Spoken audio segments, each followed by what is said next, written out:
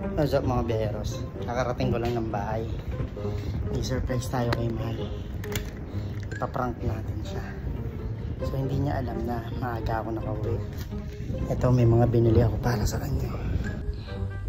Ayan. Yan o. Yan. Halika. Sana magustuhan niya. Ayusin muna natin. Tara.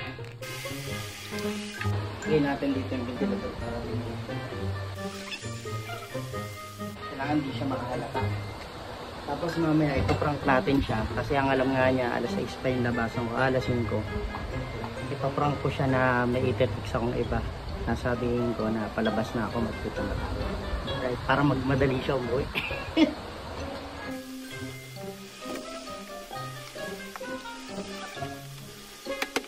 Saka alam niyo ba? First time ko pa lang siyang bibigyan ng bulaklak, yung totoong bulaklak. Ang laking naging kami. 6 years na kami pero dito siya nabibigyan. So, sabi sa kanya kami trouble. Eh siya, actually ayaw niya talaga ng bulaklak. Mas gusto niya pa. Kasi para sa kanya sayang lang. Eh minsan lang naman.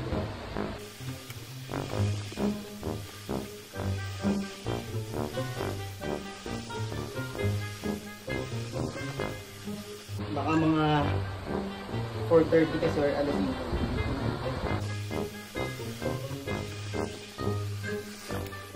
Ito bibigay ko to kay mama. Ano? Actually wala akong masyadong alam sa bulaklak pero sa tingin ko kasi ang ganda niya eh. Oh. Masyado siyang makulay.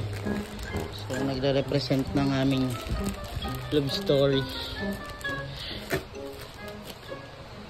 Ayan.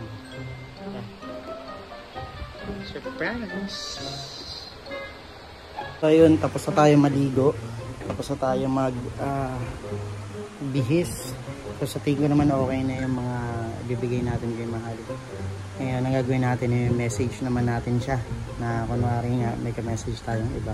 Para ma-prank natin siya para magmadali umuwi. Ayun na siya. Ayun na. Hindi ko na siya na-message. Naunahan niya ako. Ayan o.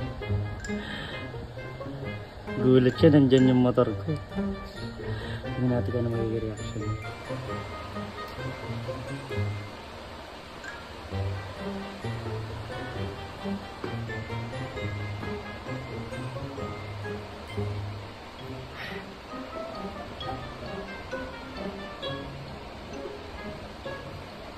Hindi na siya.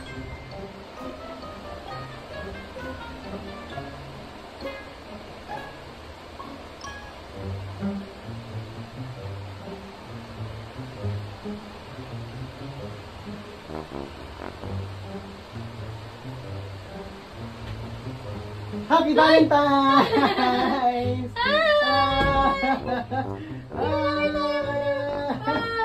Nakita yung motor? Hindi!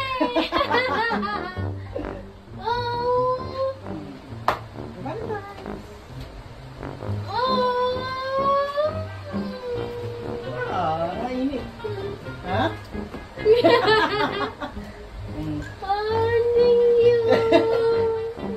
Huwag ka iiyak. Walang iyakan. First flower ko na. First flower.